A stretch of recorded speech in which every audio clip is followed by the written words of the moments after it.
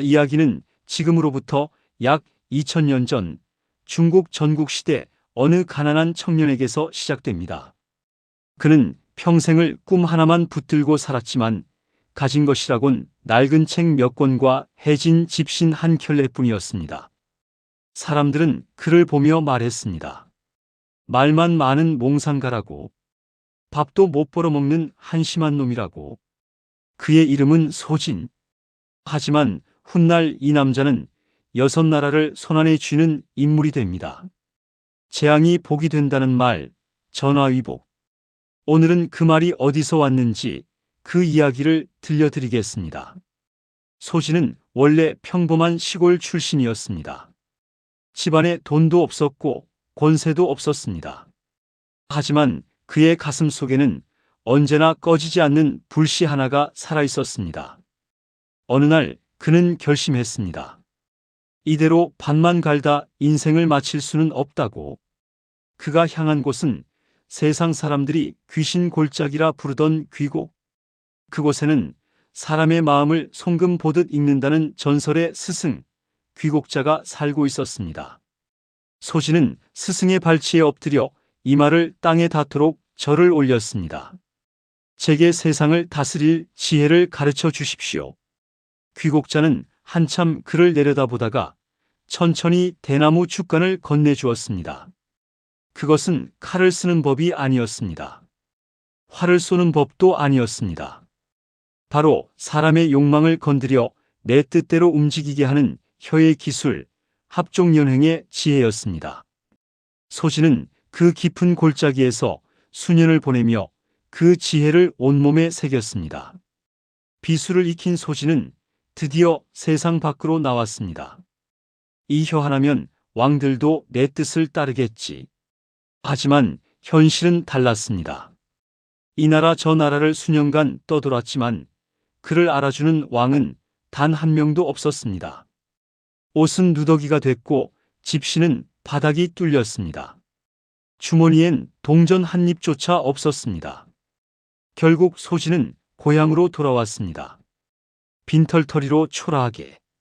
그런데 집에 도착한 그날 더 큰 시련이 기다리고 있었습니다. 며칠을 굶어 기진맥진한 그를 보고도 배를 짜던 아내는 쳐다보지도 않았습니다. 배고프다며 울먹이는 그를 향해 형수가 차갑게 쏘아붙였습니다. 나라를 얻겠다 큰 소리치더니 밥이나 빌어먹으러 왔느냐? 부모님조차 고개를 돌렸습니다. 세상에서 가장 따뜻해야 할 집이 소진에게는 가장 차가운 곳이 되어버린 것입니다. 보통 사람이라면 이쯤에서 무너졌을 것입니다. 하지만 소진은 방 안으로 들어가 문을 걸어 잠갔습니다. 그리고 오래된 보따리에서 스승에게 받은 축간을 꺼내 펼쳤습니다. 밤이 깊어갈수록 졸음이 쏟아졌습니다. 형수의 말이 귓속에서 맴돌았습니다. 그때마다 소진은 허리춤에서 뾰족한 송곳을 꺼내 들었습니다. 그리고 사정없이 자신의 허벅지를 찔렀습니다. 뜨거운 피가 바지를 적시고 발목까지 흘러내렸습니다. 하지만 소진은 눈 하나 깜빡이지 않았습니다. 나를 비웃던 눈빛을 나는 기억한다. 이 고통을 견뎌내고 반드시 천하를 내 발 아래 두리라. 그렇게 그는 1년을 버텼습니다. 가족들의 냉대라는 재앙이 그를 더 단단하게 만드는 숫돌이 되고 있었습니다.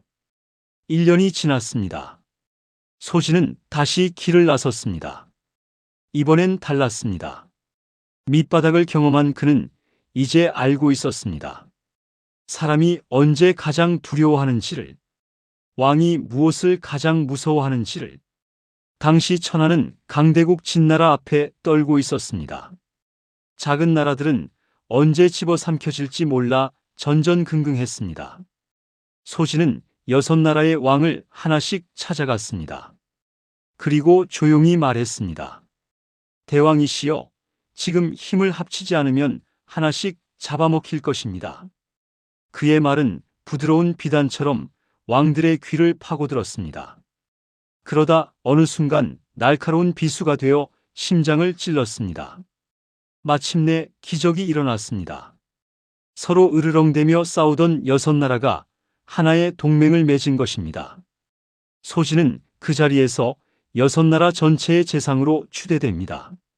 한때 밥 한 끼 얻지 못해 처마 밑에서 벌벌 떨던 그 남자가 이제 천하의 판세를 손으로 쥔 것입니다. 수천 명의 군사를 거느리고 고향으로 돌아온 날 마을 전체가 발칵 뒤집혔습니다. 그를 무시했던 이웃들은 멀찍이 엎드렸습니다. 그리고 밥이나 빌어먹으러 왔냐며 쏘아붙이던 형수는 길바닥에 코가 닿도록 엎드려 몸을 떨었습니다.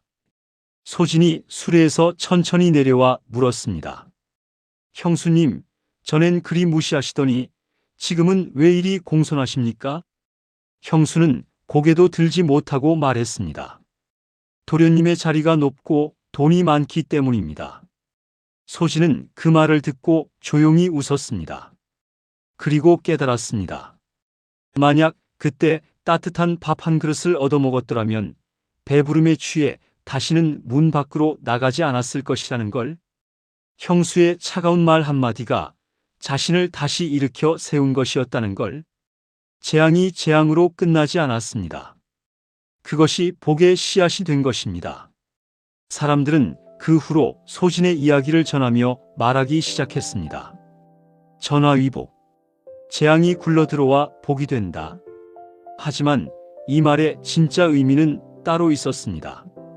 재앙이 저절로 복이 되는 것이 아니었습니다. 그 재앙 앞에서 무너지지 않고 오히려 그것을 연료로 삼아 자신을 태운 사람에게만 복이 찾아온다는 것이었습니다. 지금 당신 앞에 모든 문이 닫힌 것처럼 느껴집니까? 가장 믿었던 사람에게 상처를 받았습니까? 기억하십시오. 좋은 것은 멀리 있지 않습니다. 그 시련 바로 너머에 있습니다. 다만 그것을 알아보는 눈과 버텨낼 마음이 필요할 뿐입니다. 소진의 이야기는 사라졌지만 그가 남긴 교훈은 여전히 우리 곁에 남아 있습니다. 당신의 재앙은 어떤 복으로 바뀌고 있습니까? 구독과 좋아요 부탁드립니다.